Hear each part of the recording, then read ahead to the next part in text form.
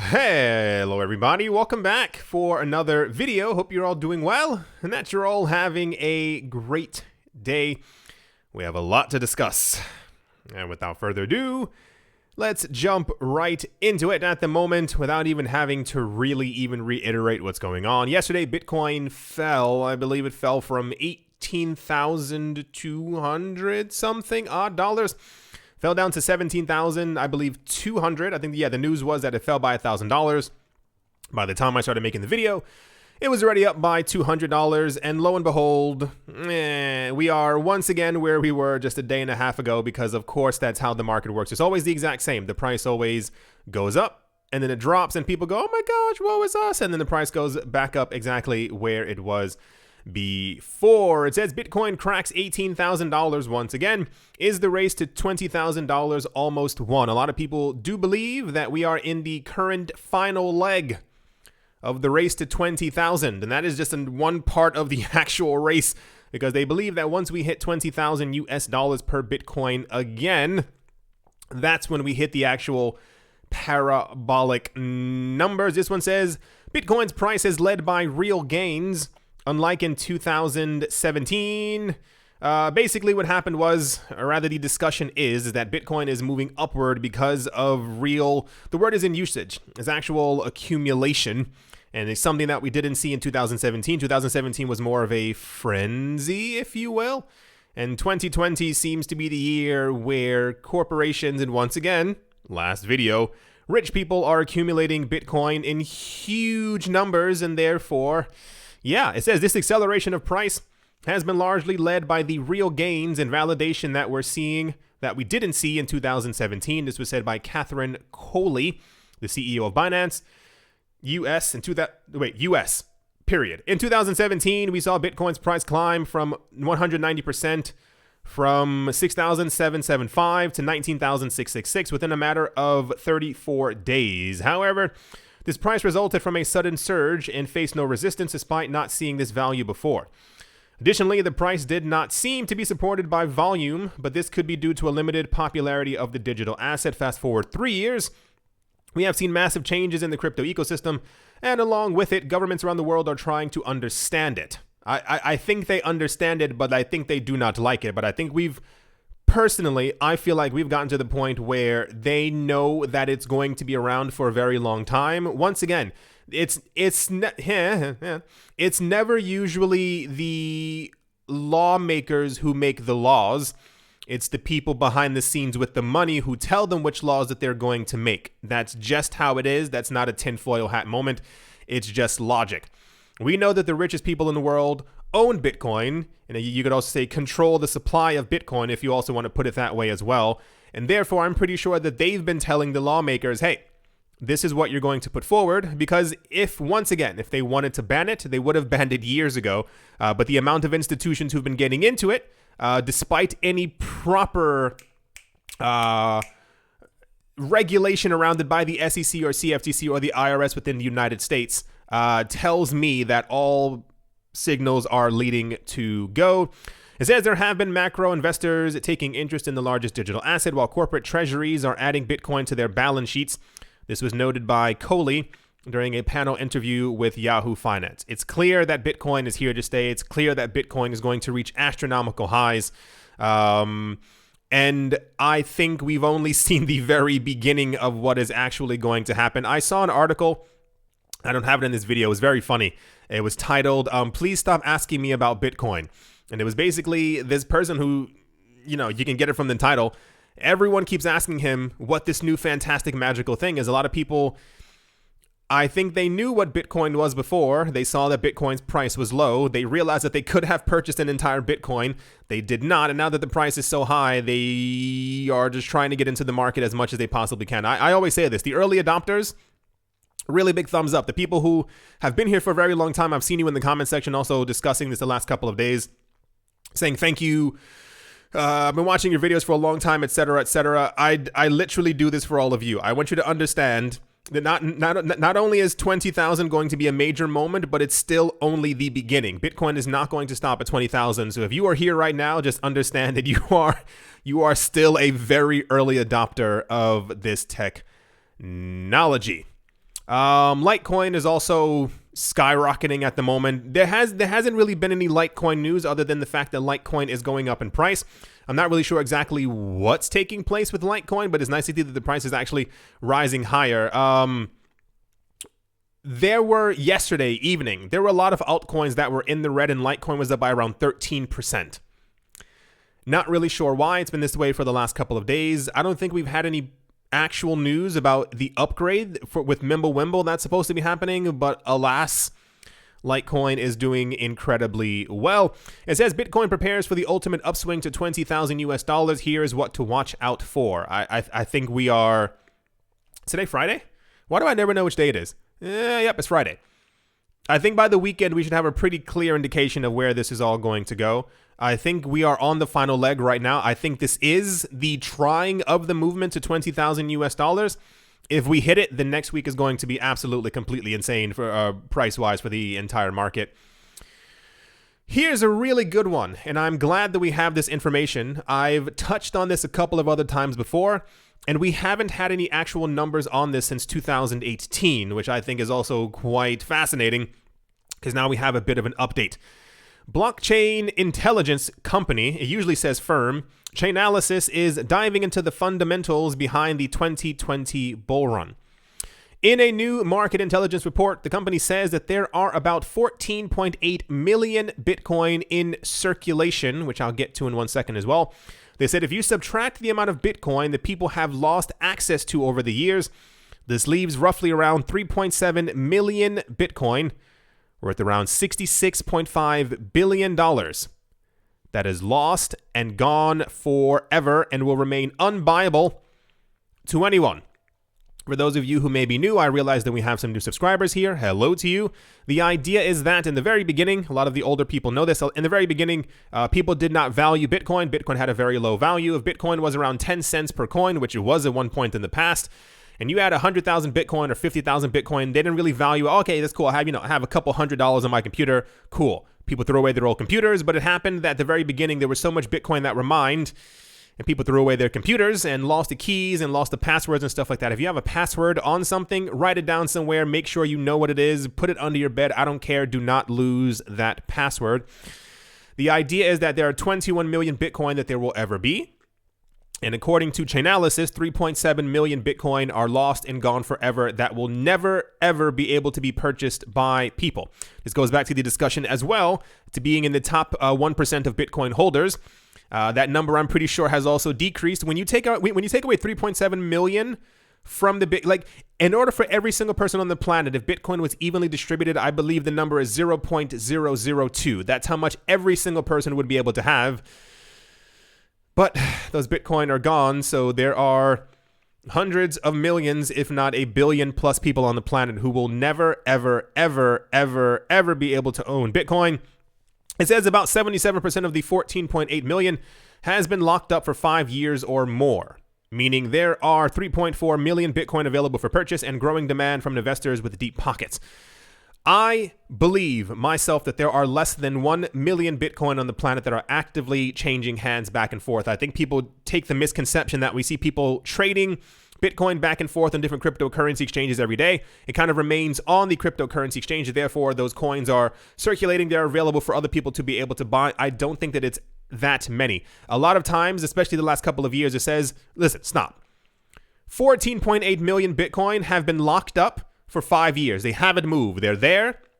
No one's touching them. I believe that these are the richest institutions who've told us that since 2014 that they've been accumulating Bitcoin. I think that that's a huge amount of that Bitcoin. Any of the other Bitcoin that's been moving over the last 3 to 4 years has probably been you and your friends, your family members, other people that you may or may not know who have been accumulating tiny portions of Bitcoin over the last couple of years. And what's also happening is as more people get into the cryptocurrency space, more people are not only buying cryptocurrencies, but looking for more secure ways to secure them.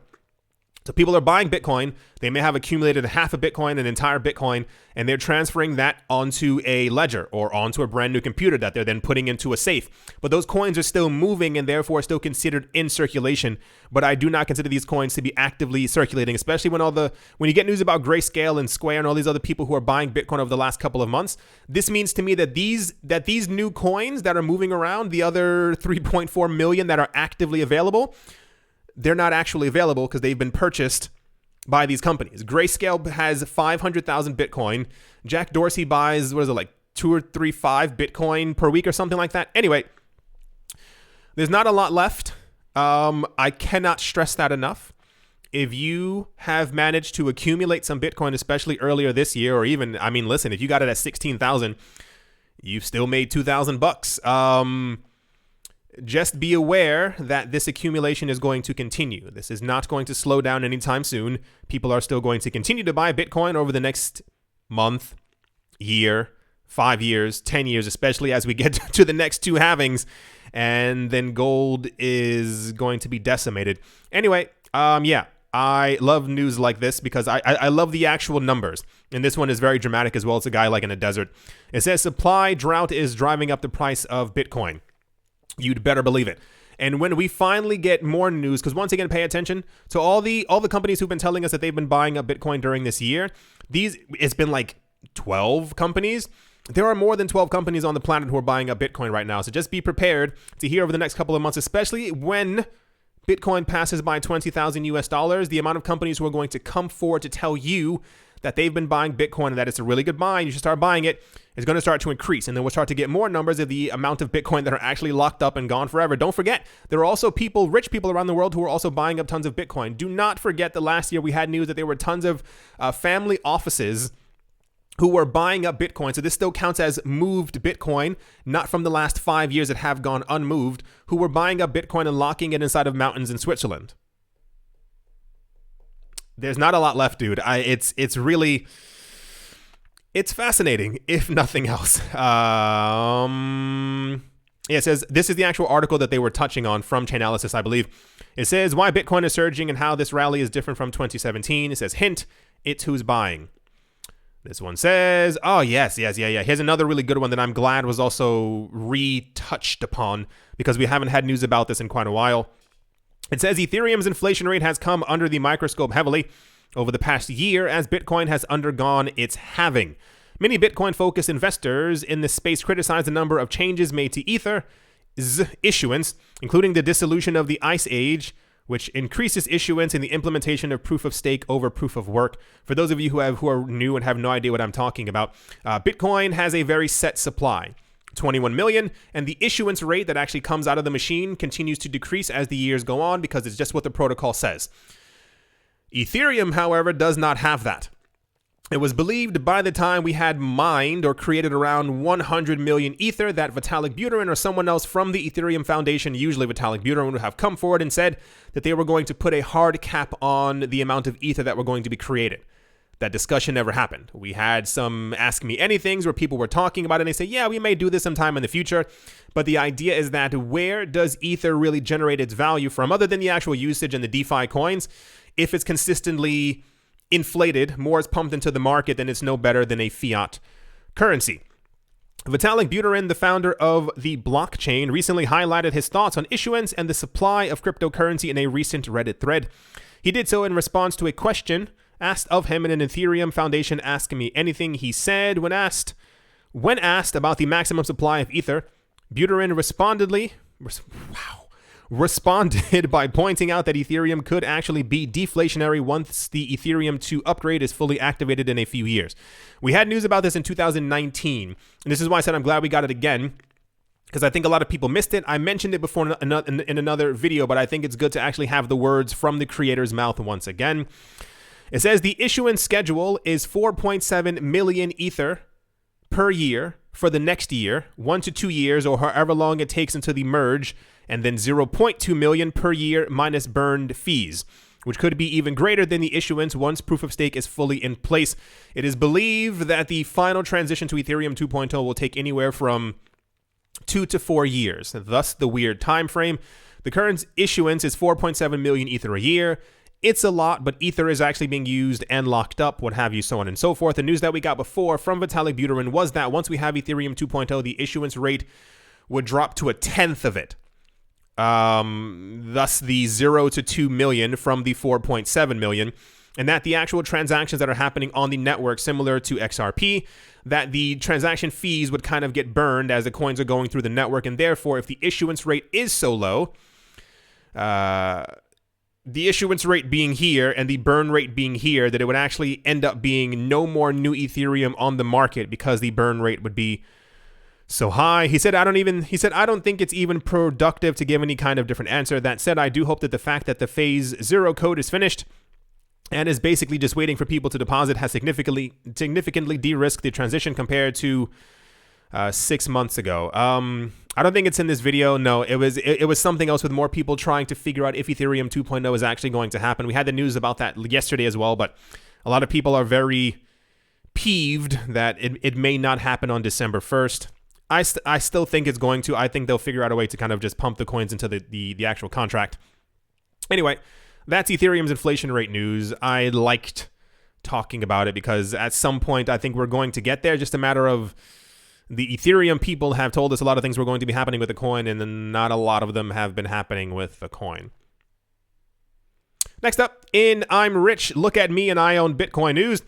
Previous news informed that the leading cryptocurrency Bitcoin is winning attention and investments from institutional investors. Since Bitcoin's price began surging, however, many wealthy public figures were seen buying and admitting that they are holding Bitcoin in their portfolio. Today, a retired U.S. rapper, Sir Robert Bryson Hall II, I have no idea who that is, whose professional name is Logic, still don't know, disclosed on Thursday that he bought Bitcoin. Like I said, it's look at me, I'm rich, I have Bitcoin news. The 30-year-old, he's retired? The 30-year-old U.S. rapper who recently retired from his music business to focus on being a great father, took to his Instagram handle to disclose his latest financial move. He admitted to buying Bitcoin worth $6 million in the past month. $6 million worth of Bitcoin is now gone. Every single day we keep getting news like this. Every single day. And I'm certain that someone is adding up all these numbers behind the scenes because I would love to see them, and I cannot wait to see them. Past month, judging by the upticks in the cryptocurrency's price since October, one can easily conclude that the U.S. rapper's Bitcoin investment is up exponentially. Sure. Wonderful. The good part about this is that when these people tweet about this, when they Instagram about it, when they Facebook about it, can you Facebook about stuff? I have no idea. People end up buying more as well. And these little fragments that leave the actual cryptocurrency space and go into people's wallets and go into the Coinbase and go into the Kraken and yada, yada, yada. When they increase in value, the people who have purchased go, I wish I had purchased more. I made $150 overnight. Let me buy some more now. And it continues to tumble out of control.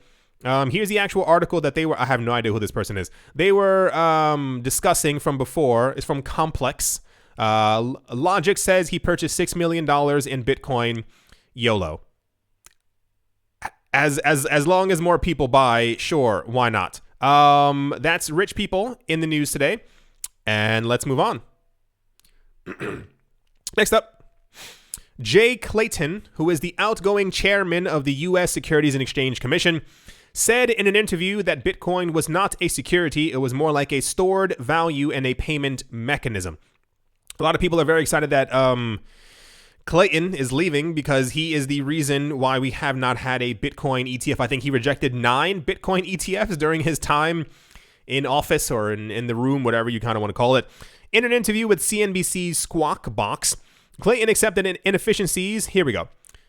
Clayton accepted inefficiencies in the current payment mechanism and added that the weak links in the payment structure are helping the rise of Bitcoin. Sounding more optimistic about the future of cryptocurrencies, Clayton mentioned that the crypto market will mature by the time with more regulations around the digital payment space. Sure, why not? A lot of people have been admitting the weakness or the weak links within the current financial system. This is not something that we hear very often. This even goes to the news that we got from Citi yesterday talking about that the US dollar may decline by 20% sometime during next year. These are usually very unheard of. Many people don't it's not stabbing the king in the back. It's more like you never tend to hear news that is overly negative about the US dollar and or the current payment system. I'm not really sure what's happening behind the scenes, but sure, why not? Is this the same exact article? Yeah, here we go. It says the outgoing SEC chairman, Jay Clayton, reveals what drove Bitcoin's rise. It's because the current financial system is garbage. It's not inclusive. It's very restrictive for billions of people on the planet, not millions, not hundreds of millions, for billions of people on the planet to not have access to it, to be able to tell other people, hey, you can't do that because you did something that the former president didn't like, or the former, it just doesn't make any sense. Even the idea of regulating securities is also something else that we could also have another discussion about. This system will not become more efficient. The system will remain clunky and slow, even when we do have central bank digital currencies, because I also predict that these things are also not going to do very well. I think they're going to be released. I think people will be told that they should use them. But within the next 5 years, we're going to live in a very Bitcoin-centric world, and that's just how things are going to be. Next up. In a major development, the United States Securities and Exchange Commission, or the SEC, has given its approval to the Grayscale Ethereum Trust as the first publicly quoted Ethereum investment product in the country. Thus, shares of the Grayscale Ethereum Trust shall be quoted on the top over-the-counter market OTCQX under the ticker symbol ETH. Literally ETHE. It looks kind of weird. Grayscale said, "We're proud that Ethereum, the Grayscale Ethereum Trust, is the first publicly quoted Ethereum investment product in the United States and only the second digital currency investment product to become an SEC reporting company after their Bitcoin Grayscale Trust." Cool. I could have told you this was going to happen, as we know that Ethereum is a commodity, but I guess these shares actually fall under the security category. So here we are. It's not bad news. It's actually quite good news, as it's going to get more institutional money to be able to drive their money into Grayscale. Not really a lot to say. The institutional work behind the scenes is very strong. I think we have a major focus on Grayscale because this is the news that we get within the cryptocurrency space.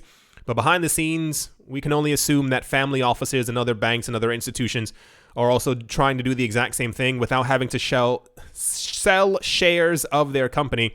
They're simply just buying the actual asset itself. I wonder, we know that Grayscale owns 500,000 Bitcoin.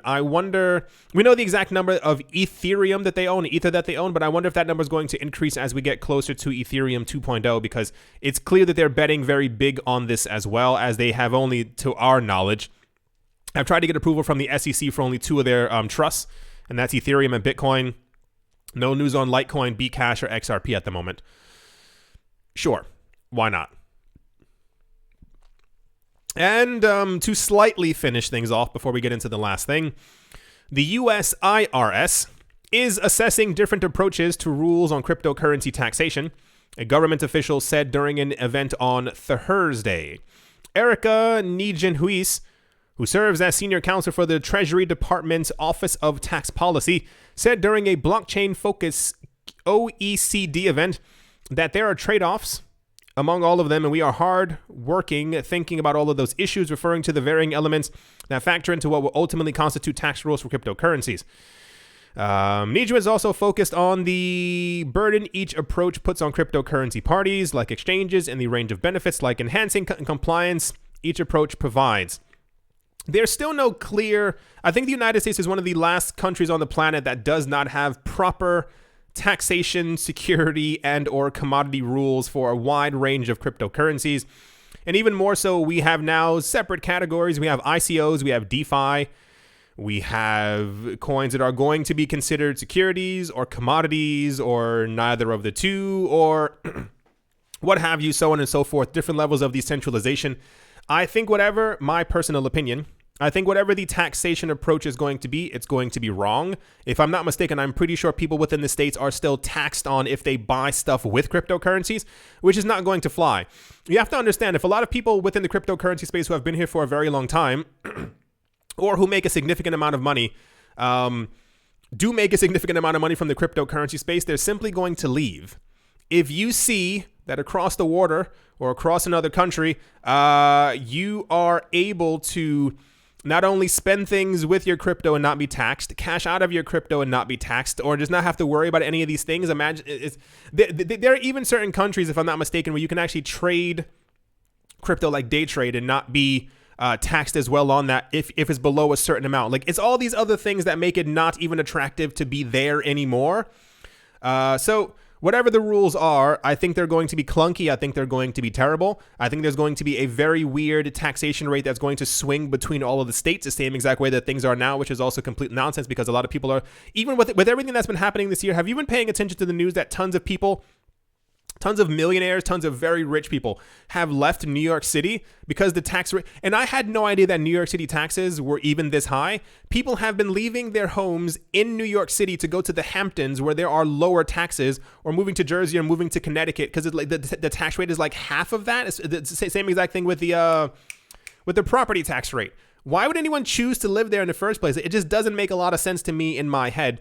Anyway, yeah, so the IRS is trying to figure out how to tax crypto. We are the future is going to be interesting. That's all I'm going to say on that topic, because when people realize, hey, I made 1.5 million, I think I'm just going to go to another country, and then you're not taxed on your crypto and you can buy property there in your crypto. It's going to not even level the playing field. It's going to be a very uneven playing field for a country who has not done anything to really try and figure out how to adopt crypto en masse. But that's, of course, also just my opinion, so let's move on. And to finish things off, for those of you not looking at the screen, it says coordinated media FUD about Bitcoin from Financial Times to Fox Business. Mainstream media outlets are finally reporting on the recent Bitcoin rally, but some commentators appear to be determined to spread FUD. FUD is one of the worst words in the cryptocurrency space. It basically means fear, uncertainty, and doubt. It's meant to make you be fearful of investing in Bitcoin and have doubt of its future prospectus as a world currency. Two articles released within hours of each other earlier today. A Financial Times article titled "The Elusive Promise of Bitcoin" and a Fox Business piece called "Bitcoin is no match for gold in a 19 world" state that Bitcoin does not live up to its promise as a store of value. I told you that we would start seeing some major coverage of Bitcoin. I just assumed illogically that people had finally understood that Bitcoin is here to stay and that Bitcoin is going to be reaching very new all-time highs. I want to make this very clear right now, extremely clear. For those of you not looking at the screen, it says Jamie Dimon's infamous 2017 Bitcoin takedown still serves as a warning as the decade winds down. Every rich person that we hear about who does not like Bitcoin, who does not care for Bitcoin, who thinks that Bitcoin is a fraud, who thinks that Bitcoin is used by what have you, so on and so forth, these people do not matter. I want you to really understand that. Like, I know it's quite difficult because a lot of times we've been taught, especially in the world that we live in, to look up to wealthy people, and pretty much if they say that something is bad or something that we should not get into, we are told to follow them. It's just how our society actually is. These people have been wrong from the get-go. I predicted since 2017 that a lot of these people were actually into Bitcoin and had been buying over the last couple of years, and lo and behold, a large portion of them have been. If you hear anyone say without having to get into a crazy rant, all of these people have been incorrect. You can look back in 2012, 2013, 2011. People called Bitcoin a bubble when it was $10. People said that Bitcoin was going to collapse to zero when Bitcoin hit $1,000. When Bitcoin hit $5,000, people said that was it. Bitcoin cannot go any higher. Look at where we are right now. The largest banks in the world are talking about that Bitcoin is going to surpass $200,000, $250,000 US to pass by the US dollar, and that within 13 months, Bitcoin has a possibility of hitting 300,000 US dollars per coin. So who's incorrect? Are we incorrect? Or are the people who've been screaming for the past 6, 7, 8 years and have been wrong at every single turn, are they incorrect? Do not get distracted by what they are saying, because they know they are desperate to try and get people to not enter this market, because these people these people did not bet on Bitcoin and they lost, and these people have bet on other things that have made them money that people are no longer paying attention to. Why do you think we keep getting articles from banks saying that people are going to move their money from gold into Bitcoin? And if this happens, the price of gold will collapse, and the trillions of dollars that are in gold will push Bitcoin's price towards $1 million per coin over the next 5 to 10 years. Who does that hurt the most? Does that hurt you, a Bitcoin holder, or does it hurt someone who made all of their money from gold? Just thought I'd throw that in there because I've been seeing this news for so long. Here's the article from Fox Business. It says, Bitcoin no match for gold in a 19 world. Bitcoin is going to shatter and destroy expectations.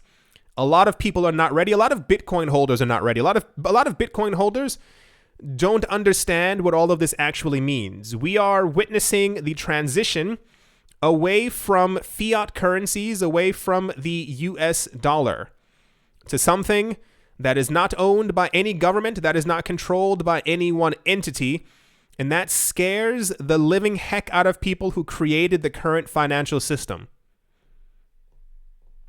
Never forget any of that. Warren Buffett blasts Bitcoin as worthless and vows he will never own a cryptocurrency. Good luck. The fact that Warren Buffett over the last 11, 12 years has not owned any Bitcoin, and we are still on the way to $20,000, what does that tell you?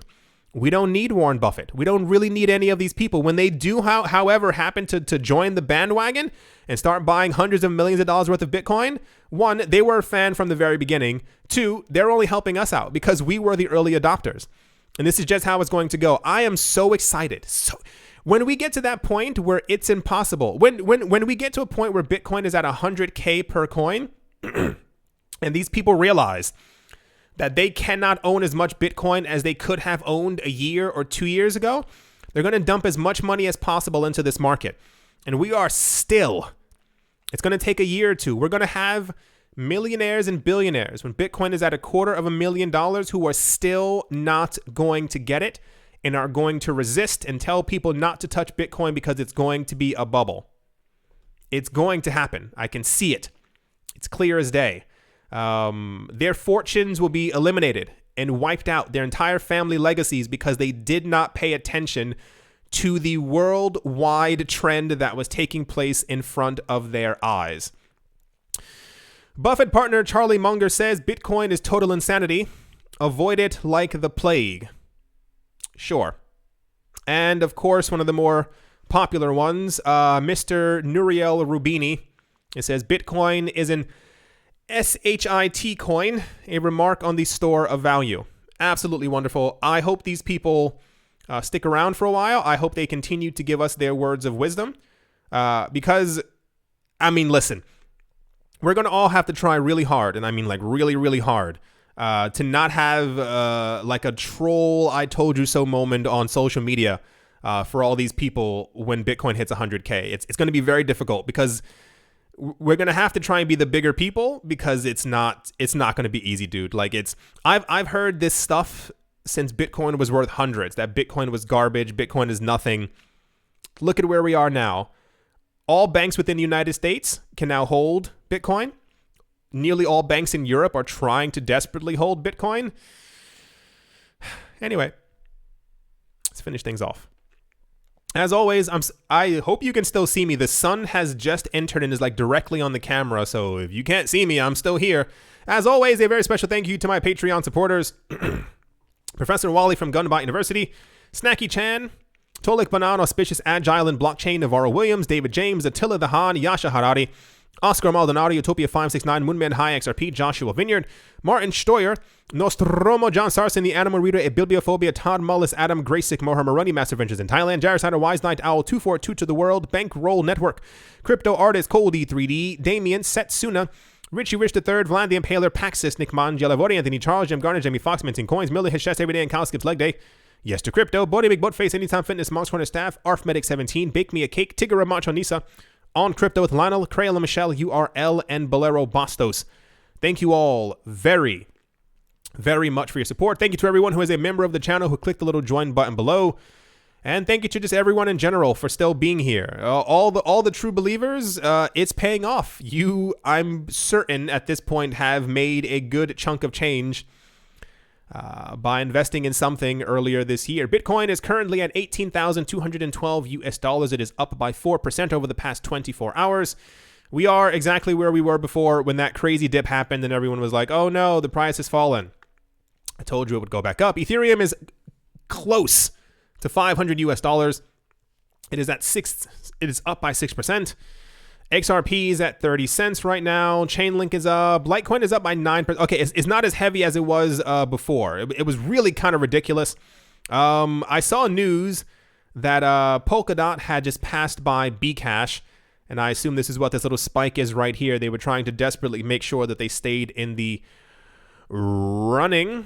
I think a couple of other coins are up kind of crazy. Anything really significant? Aave is up by 10%. Yearn is up by 11%. All the DeFi coins are pumping like mad. Waves is up by 23% once again. No real news there. Bcash ABC is up by 29% out of sheer desperation. It has a $57 million trading volume. That is nothing. That's like pennies. I assume they know that if they don't pump, they're going to be out of the top 50. It's already coin number 38 after a 29% pump. I assume this pump happened because they were probably in the mid 40s. Expected to fall out of the top 50 very, very soon. Compound is up by 9%. Omize goes up by 4%. Okay, not too bad. Not too bad of an increase. Yeah. Very exciting times. I woke up feeling very good this morning. Like something really good is going to happen. I haven't felt this way in a while. This was like a very pure, nice feeling that amazing things are about to take place. I do hope that you all enjoyed. I do hope that you all are having a great day, a great morning, a great afternoon, a great evening, wherever you are, wherever you might be. I do hope that it is absolutely fantastic. Thank you all once again for watching and or listening, and I will most certainly be talking to you all soon. See you.